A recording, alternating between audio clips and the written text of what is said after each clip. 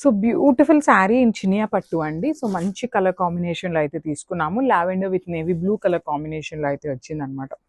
So semi Chiniya పట్టు వస్తుందండి. Fabric అయితే చాలా బాగుంటుంది మనకి.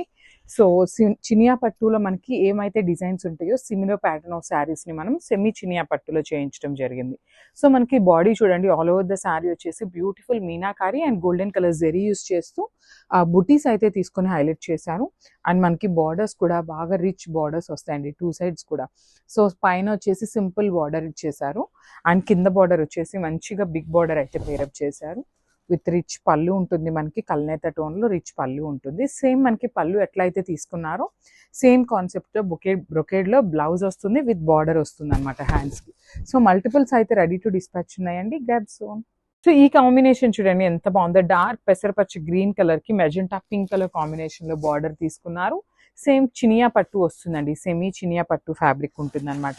So through out the sari చూడొచ్చు హెవీ వీవింగ్ ఉంటుందన్నమాట. బ్యూటిఫుల్ హెవీ లుకింగ్ శారీస్ అండి, అంతా కూడా చాలా హెవీ లుకింగ్ ఉంటుంది. మొత్తం కూడా వీవింగ్లోనే వస్తుందండి శారీ అనేది.